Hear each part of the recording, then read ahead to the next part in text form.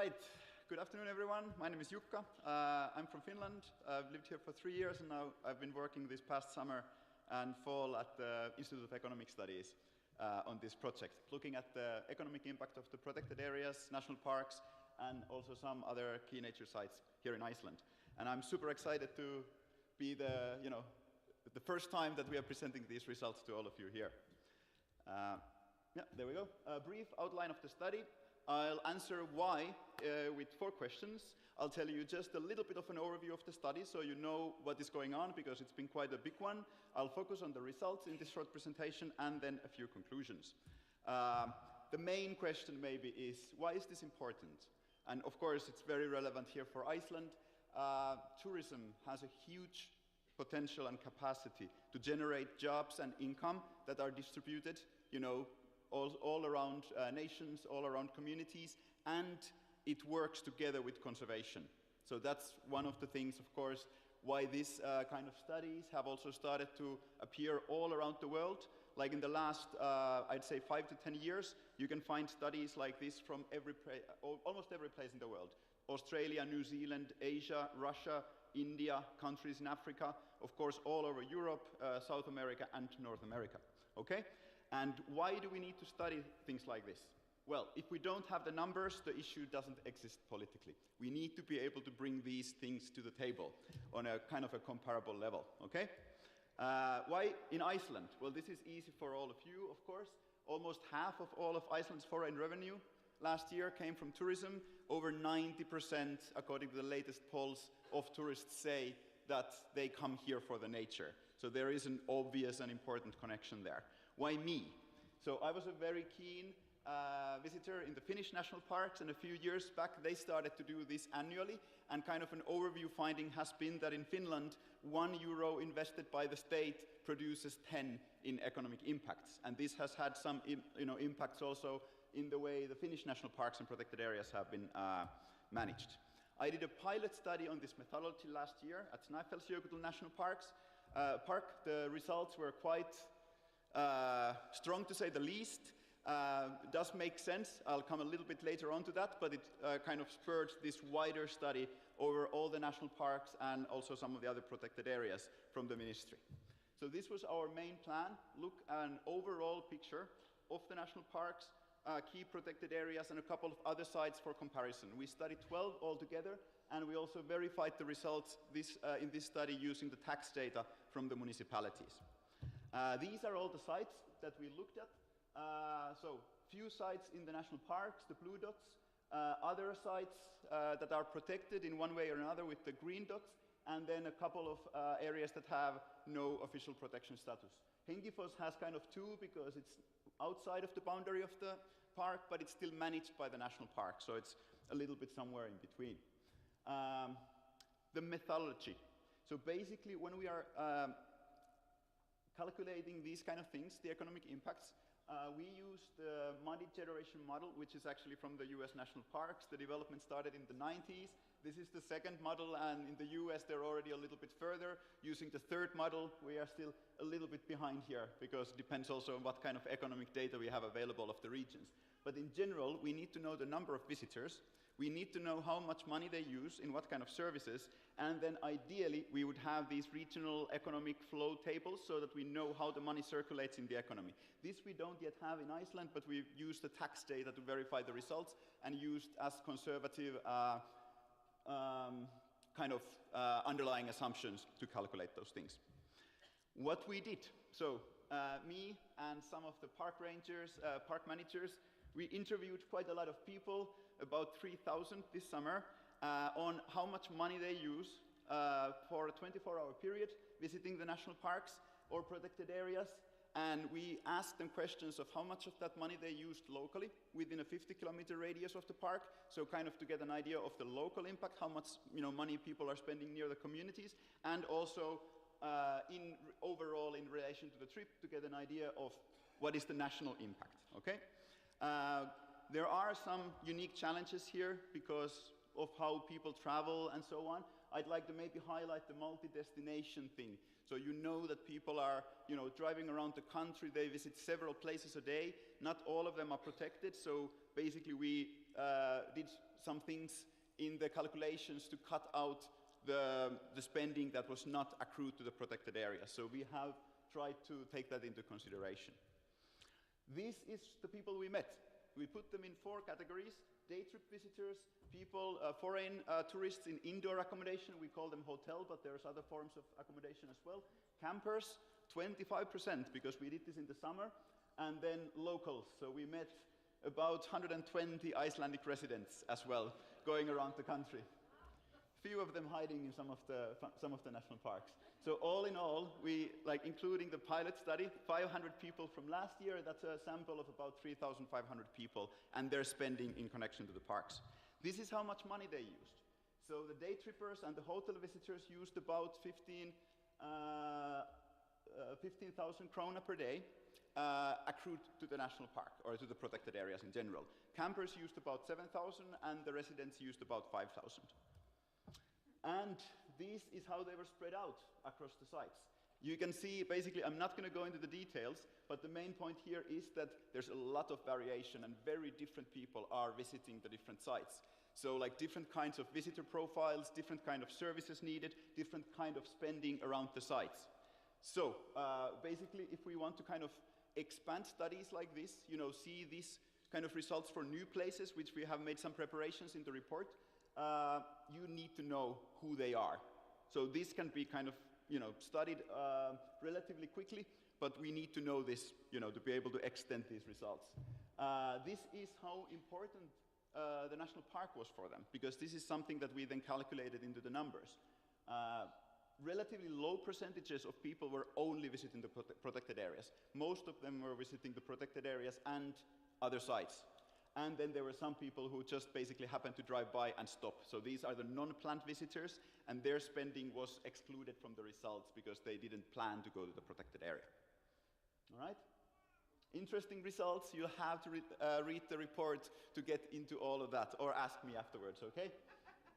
A little bit more on their spending. So we calculated the overall spending, how much money they used in total, and these numbers are very high compared to the other results.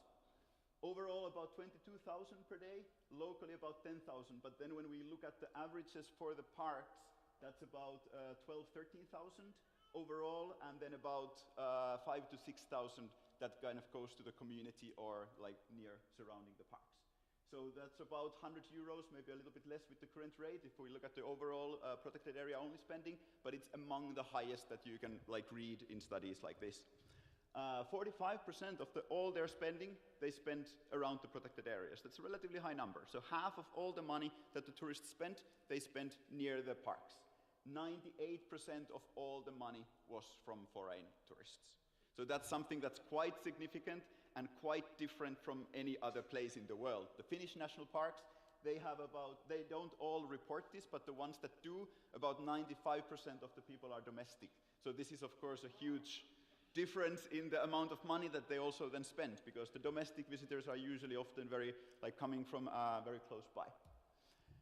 I have 2 slides on the differences of the sites. These are the total spending accrued to the protected areas across the different sites, and you also see a breakdown of what kind of services they used it. So Landmannalaugar, Skaftafell, Þórsmörk, and Laki had much higher spending in this analysis, but this is because when people visit those places, they usually only focus on that place for the day. So they don't do several other places during the same day, and that kind of like amplifies their results in this when we publish them in this way. If we look at the local spending, it's similar, but most of the tours disappear. For example, for Þórsmörk, they all disappear because people cannot buy tours from Þórsmörk, they have to buy them from somewhere else. Both in Landmannalaugar, Laki, and Skaftafell, around them people can still buy some of the tours, so some of that spending is still kind of like retained within the communities there. But of course, we would need a bit more time to go into detail in all of this stuff. So I'm going to come a little bit more into the overall impacts.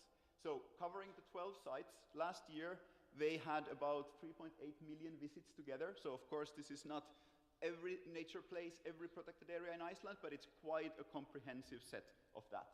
Together, in the vicinities, like in the localities, The economic impact of personal income and value added to businesses, that's about 10 billion Icelandic krona, and overall nationwide, that's about 3 billion overall. The job impacts were about 1,800, locally about 5,000, and so overall nationwide, this includes part-time and seasonal jobs, and you see the full-time equivalents below, like about 1,500 and 4,800 if we calculate them back to full-time equivalents. Tax revenue, about 12 billion Icelandic krona, and you can also then ask some of the people from the ministry here, what is the total budget for the protected areas in comparison to that tax revenue that's directly generated by the parks. Some of the employment impacts, so the parks themselves can also, not only the tourism sector, but the parks can be important employers as well. Right now they employ about 200 people in total, including part-timers, about 120 in full-time equivalent. However, most of them work for either Þingvellir or Vatnajökull. So they do have quite significant employment effects around them. For the other parks and protected areas, the staffing is very low in comparison. Overall, one ranger or one full-time worker for the parks across the year manages about 80 visitors a day, but if we look at this for the sites that are, for example, under the environmental agency, that's almost 300. So it means that there's only 1/3 of the staff to work with the visitors there. And of course, there are also significant volunteer efforts that are in place but are not in these numbers because we are only looking at the paid employment effects. Overall, I guess this is one of the most interesting things to put in perspective with the other countries in the world. 1 Icelandic krona invested by the state into the parks generates 23 in economic impacts. Either personal income for the people, somewhere down the line employed by the service agents, or business value added. And 8-to-1 ratio for taxes. So for 1 krona, 8 kronas comes back directly to the treasury. So what this would also mean that if the parks, were given 8 times more money, they would still be self-sufficient, and the economic impacts would be about 3-to-1. Okay? Few comparisons. So for US, of course, the numbers are in their own sphere in this comparison. For Finland, for about 40 national parks and protected areas, the number of visits are very close to each other. So are the job impacts, and so are the economic outputs, if you compare the numbers. And mainly this is because even though there are less sites, there are more visitors, and the visitors here in Iceland spend quite a bit more money during the visits to the parks. Almost done. We verified these results, like I said, with tax data. We also conducted an employer survey to tourism companies, service providers. About 400 answered us, representing about 4,000 people employed in tourism. And I'll just show you this one from here, because we checked them against their municipalities where they're registered and asked them how important the sites were to them that we surveyed in here. And most of the sites were mentioned as the most important, second most important, or third most important site. So you can see that almost all of them are kind of over the 50% at least. Quite a few are there in 100%, meaning that every single one thought that it is important for the business in the local area. A couple were lower, Lucky, Þingvellir and Thorsmork. I think Lucky just for the number of visitors, because interestingly, Lucky was the highest in proportion in generating income per visitor on the other hand. And Þingvellir, of course, is also, there's so many other attractions in the area, which probably push that down a little bit. Some conclusions. So overall, very high employment and economic impacts, supported by the verification that we did. About half of the money is spent locally. Very high ratios of what you get when you invest into the parks, and also potential in employing people like for the parks, however not very equally distributed at the moment at least. This photo is from Ásbyrgi. These are some of the rangers that I worked there with collecting the data. All right, what's next? Well, I think that the minister already mentioned some of the things that kind of the ministry is looking into next. I think for this study, it also raised now, after all these numbers, questions on how and what to do next. how can the protected areas support sustainable recreational use, better visitor experience, and then also more support for the communities, regions, and how can that collaboration work better? Actually jump back down. This is what the employers said, and one of the things that the employers asked the most after was better cooperation between government, the landowners, the businesses, and so on. So hopefully that's something that in these next steps can be looked at. All right, that's all from me. The report is currently ongoing peer review, so you can write the link down, but it will say coming soon. And then when the peer review is done, the report will be replaced. The presentation, if you write that down, you can download this, and you get everything. If you have a QR code reader, just scan that tag over there, and I will send you an email when the report is downloadable, and you can also give feedback on the results. Thank you.